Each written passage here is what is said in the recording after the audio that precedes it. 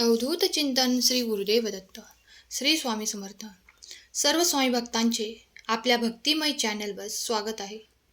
स्वामी भक्तांनो, आज हा संदेश तुमच्या समोर आला आहे. तुमच्या प्रत्येक अश्रूचे उत्तर स्वामी माऊली देणार आहेत.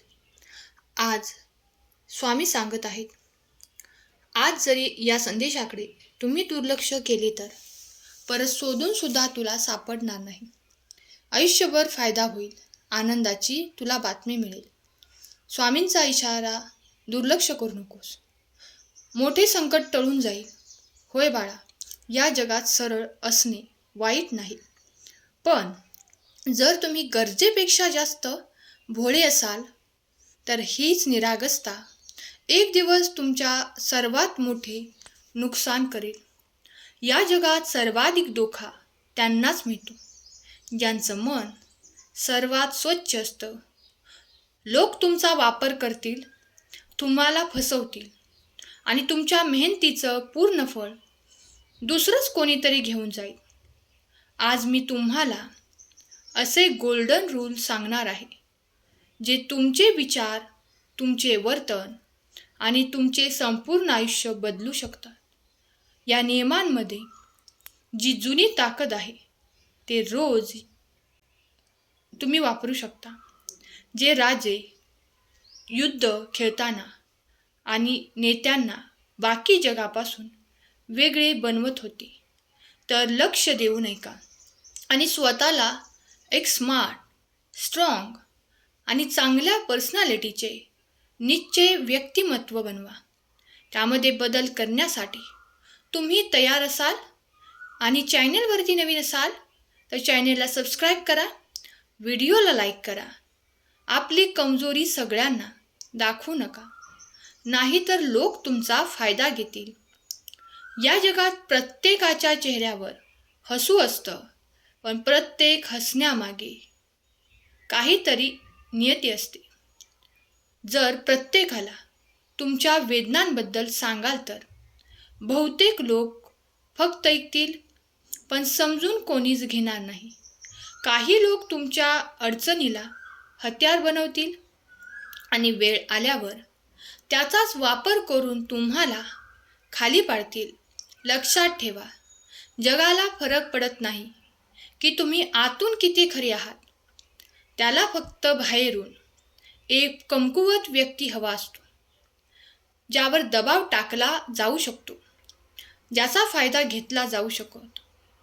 म्हणूनच आपली कमजोरी लपवू नका, तिला सांभाळा, तिला तुमची ताकद बनवा. एक अशी आग आहे जी तुम्हाला मजबूत बनवते ना, की दुसऱ्याला हाताची ठिणगी कळू देऊ नका.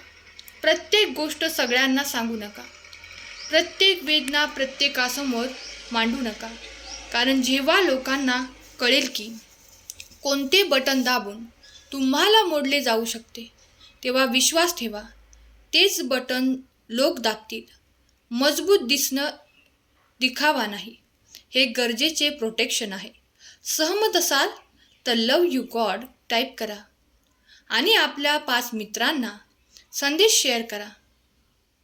स्वामी भक्तांनो, योग्य शब्द योग्य वेळी वापरा, नाहीतर तुम्हाला कोणीही सिरियसली घेणार नाही. या जगात शब्द फक्त बोलले जात नाहीत, तर ते तलवारीचे देखील काम करतात. म्हणून योग्य वेळी योग्य शब्दांचा वापर केला नाही तर लोक तुम्हाला दुर्लक्षित करतील, तुमची चेष्टा करतील आणि तुम्हाला कधीही सिरियसली घेणार नाहीत. बघा, जे लोक जगाला नियंत्रित करतात ते डोक्याने खेळतात. त्यांच्या शब्दाने मोठे नेते, व्यावसायिक आणि यशस्वी लोक जाणतात की कधी काय बोलायचं आणि कसं बोलायचं. जर तुम्ही उगाच बकवास करत राहिलात तर लोक तुम्हाला हलक्यात घेतील, पण जेव्हा तुम्ही कमी बोलाल, विचारपूर्वक बोलाल आणि प्रत्येक शब्द वजनदार असेल तर लोक तुम्हाला लक्ष देऊन ऐकतील, तुमचा आदर करतील. या जगात जिंकायचं असेल तर तुमच्या शब्दांना हत्यार बनवा. प्रत्येक गोष्ट विचारपूर्वक बोला, शक्तिशाली आवाजात बोला आणि असं बोला की समोरची व्यक्ती तुमचे म्हणणे खोडूच शकणार नाही. शब्द ही जादू आहे. ज्याने झुकवलं त्याने शब्दाने झुकवलं. सहमत असाल तर देव माझा महान आहे टाईप करा. स्वामी भक्तांनो, प्रथम तुम्ही स्वतःचा आदर करा, नाहीतर जग तुम्हाला रद्दी समजेल. जर तुम्ही स्वतःचा आदर नाही केला तर जग तुम्हाला एक फुकटात असणारे समजेल. प्रत्येकाने आपला आदर करायला हवा. कोणी येऊन तुम्हाला ओरबडून जाईल. त्यामुळे स्वतःचा आदर करा. तुम्ही कुठेही असला तरी लोकांना काही फरक पडत नाही.